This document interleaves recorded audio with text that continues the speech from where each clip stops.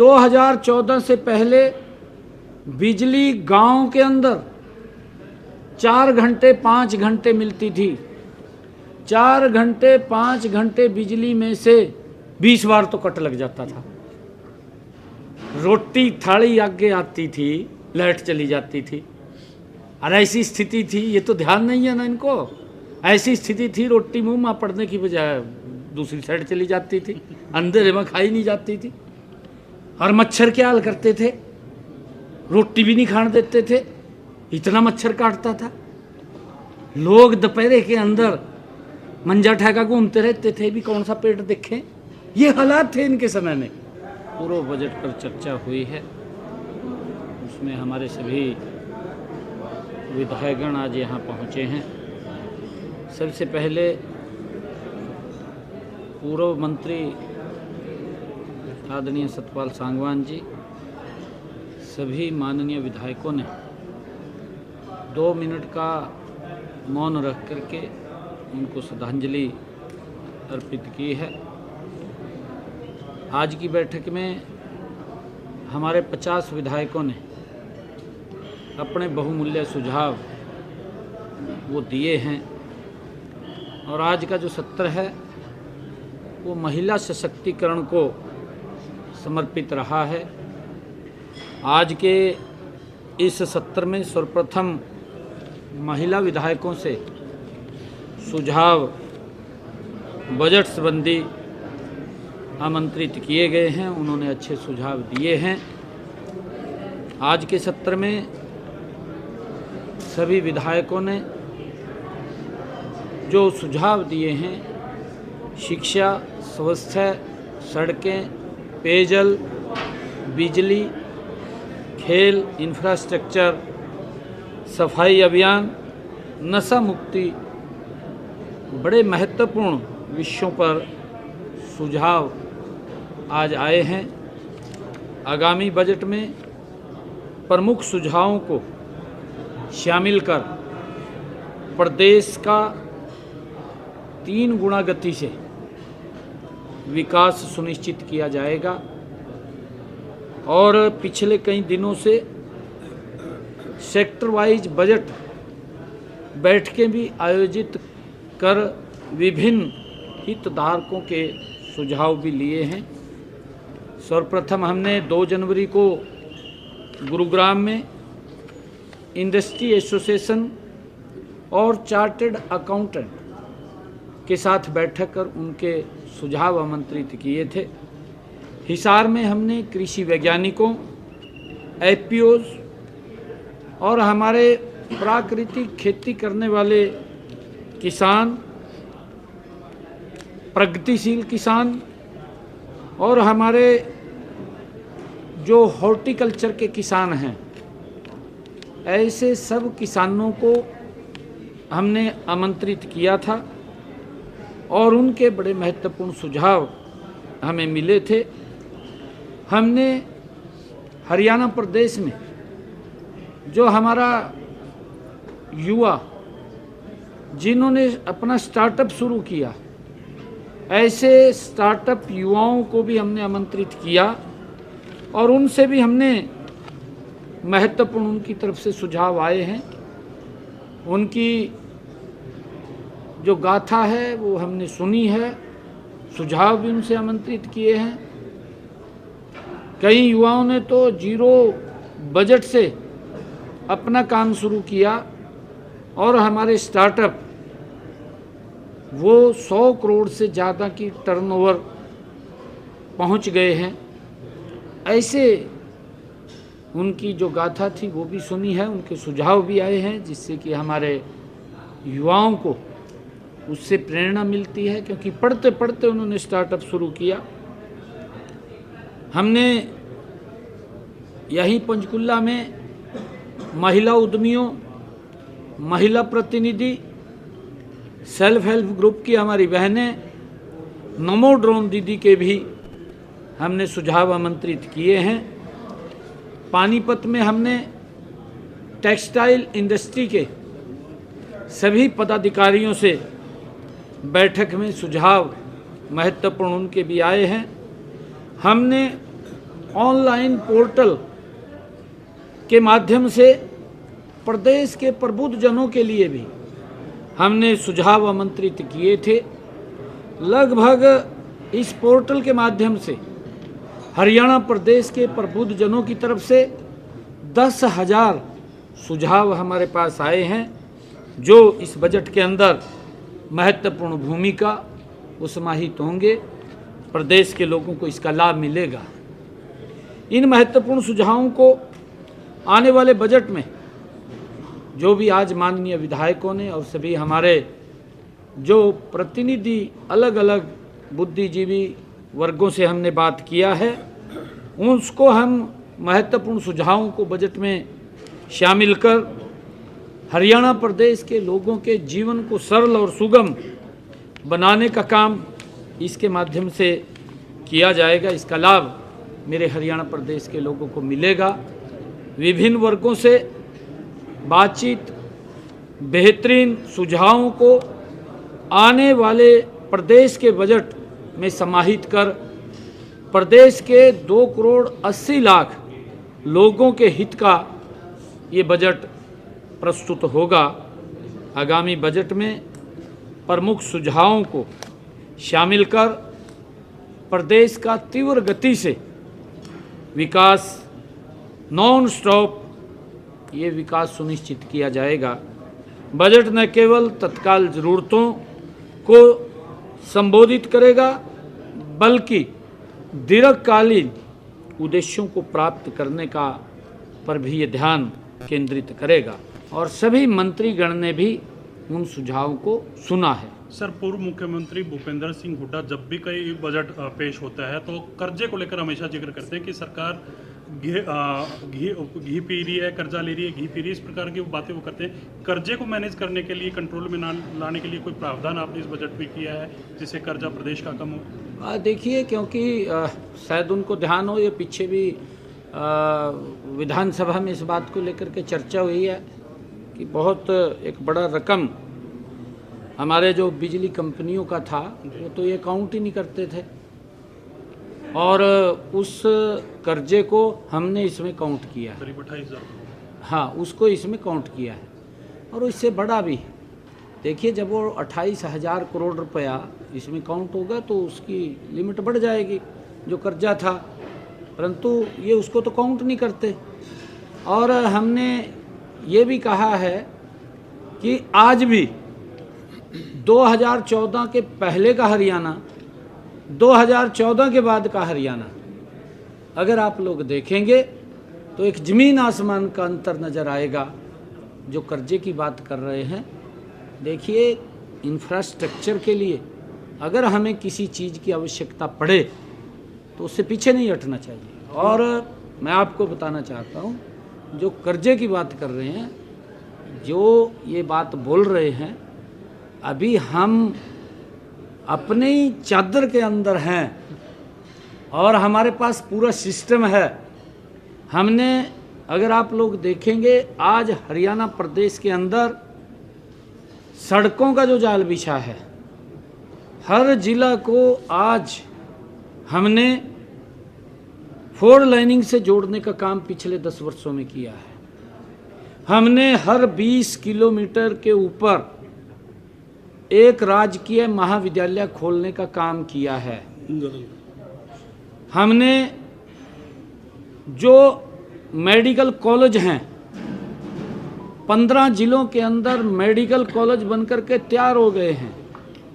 हमारी कुटेल के अंदर यूनिवर्सिटी, मेडिकल यूनिवर्सिटी बनकर के तैयार हो गई है। हमारे जो और भी इंफ्रास्ट्रक्चर का मामला है, अगर हम बिजली की बात देखें तो आज हरियाणा प्रदेश के अंदर 2014 से पहले बिजली गांव के अंदर 4 घंटे 5 घंटे मिलती थी। 4 घंटे 5 घंटे बिजली में से 20 बार तो कट लग जाता था।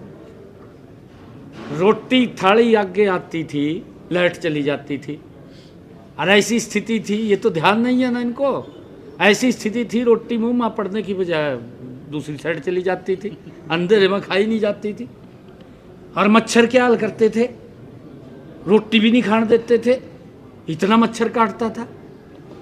लोग दोपहर के अंदर मंजा ठेका घूमते रहते थे, भी कौन सा पेट देखें। ये हालात थे इनके समय में।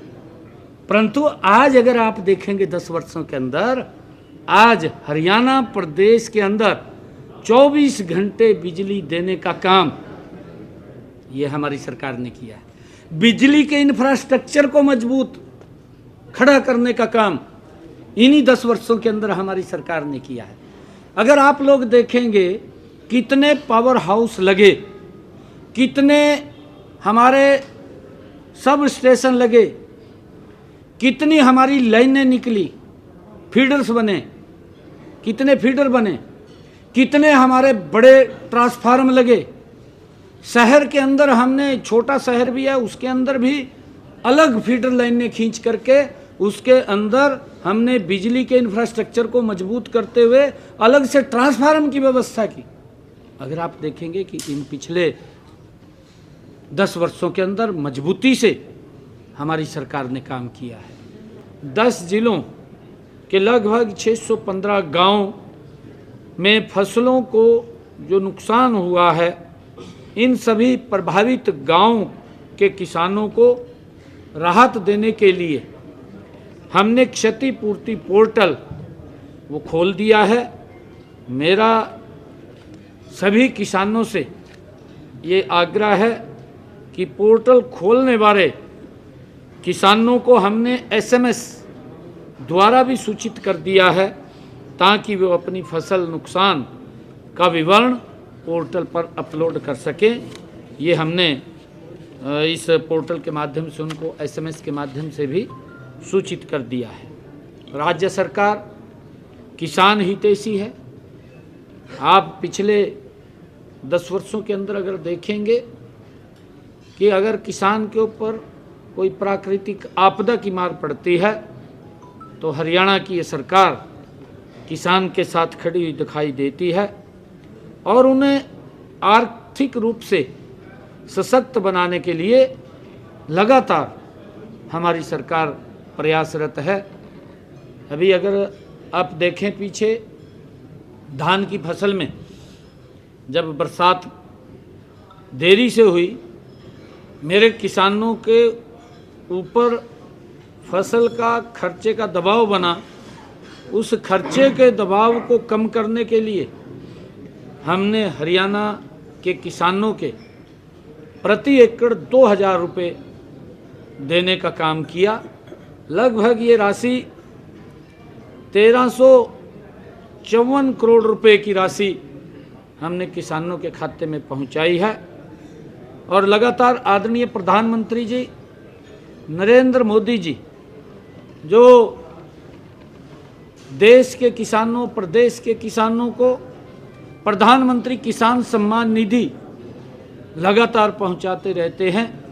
अभी पिछले दिनों आदरणीय प्रधानमंत्री जी ने बिहार के बागल स्थान से देश के किसानों के खाते में 18वीं किस्त प्रधानमंत्री किसान सम्मान निधि की डालने का काम किया है और जिससे कि लगातार हमारा किसान सशक्त और मजबूत, क्योंकि ये राशि जो प्रधानमंत्री किसान सम्मान निधि है, हमारे ऐसे सीमांत किसान जो छोटे किसान हैं उनको अपने खेत में बीज डालना है, अपने खेत में खाद डालनी है, दवाई डालनी है, तो उनको हेल्प करने का काम, एक बड़ा संबल देने का काम प्रधानमंत्री किसान सम्मान निधि से सरकार कर रही है।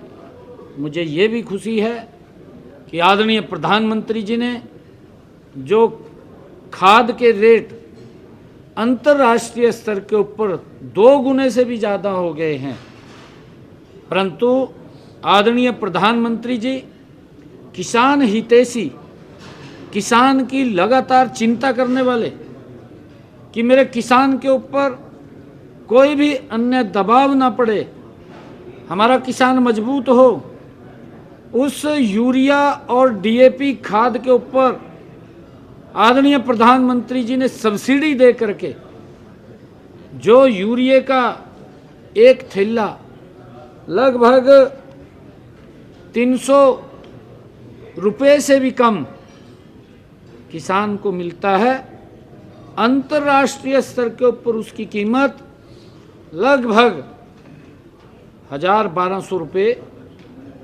है, और डीएपी का जो थैला 1150 रुपये का मिलता है, 1200 का मिलता है, अंतर्राष्ट्रीय स्तर के ऊपर उसकी कीमत 3,000 रुपये हो गई है।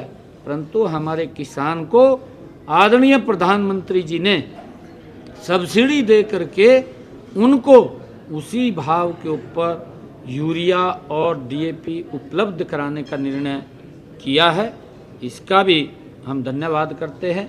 इस प्री बजट जो हमारा परामर्श आज हुआ है, इसके अंदर आज माननीय विधायकों ने, सभी हमारे दलों के विधायक आज एकत्र आकर के उन्होंने अपने अपने महत्वपूर्ण सुझाव दिए हैं, और कल भी 10 बजे से जो विधायक छूट गए हैं वो भी कल इसमें सुझाव उनके आमंत्रित हैं, और सभी विधायकों का मैं दिल से धन्यवाद करता हूं कि वो उन्होंने आकर के, और इस प्रकार की जो प्रथा चली है, क्योंकि ये छठा प्री बजट का परामर्श विधायकों और समाज के अन्य सभी वर्गों के साथ जो उनके विचार, उनके सुझाव, महत्वपूर्ण सुझाव उनके आते हैं, उसका हरियाणा प्रदेश के लोगों को लाभ मिलेगा। मैं सभी का धन्यवाद करता हूं। सर कौन से ऐसे सुझाव आए हैं जिस तरीके से तमाम विधायकों ने अपनी राय दी है,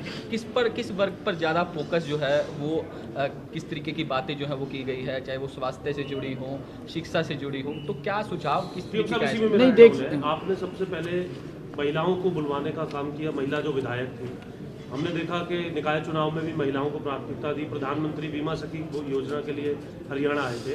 तो क्या बजट में भी, जैसा आज आपने प्री बजट चर्चा में पहल की है महिलाओं से चर्चा शुरू करने की, बजट में भी कुछ महिलाओं के लिए खास दिखेगा? और देखिए, हमारे पास जो सुझाव आए हैं, आज हम सुझाव ले रहे हैं, और जब बजट प्रस्तुत होगा तो आपको बिल्कुल एक एक शब्द के बारे में बताया जाएगा, किस वर्ग के लिए क्या है और क्या क्या सुझाव आए थे उसको लेकर के। और जो आपने पूछा है उसका मैंने उत्तर दिया है कि सभी विधायकों ने अलग अलग सुझाव दिए हैं, चाहे शिक्षा से संबंधित है, चाहे स्वास्थ्य से संबंधित है, और चाहे सड़क, पेयजल या बिजली से संबंधित, क्योंकि हमारे पुलिस के कर्मचारी दिन रात लगातार लॉ एंड ऑर्डर की व्यवस्था को लेकर के मुस्तैद रहते हैं, और अब हम देख भी रहे हैं पिछले लगभग दिनों से बड़ी गति से काम भी कर रहे हैं। पिछले 10 वर्षों के अंदर अगर हम देखें, पुलिस का भी परिवार बड़ा है, और जो आपका सुझाव है यह भी आमंत्रित है। 2014 से पहले बिजली गांव के अंदर 4 घंटे 5 घंटे मिलती थी। 4 घंटे 5 घंटे बिजली में से 20 बार तो कट लग जाता था। रोटी थाली आगे आती थी, लाइट चली जाती थी, और ऐसी स्थिति थी, ये तो ध्यान नहीं है ना इनको, ऐसी स्थिति थी रोटी मुंह में पड़ने की बजाय दूसरी साइड चली जाती थी, अंधेरे में खाई नहीं जाती थी। और मच्छर क्या हाल करते थे, रोटी भी नहीं खाने देते थे, इतना मच्छर काटता था। लोग दोपहर के अंदर मंजा ठेका घूमते रहते थे, भी कौन सा पेट देखें। ये हालात थे इनके समय में।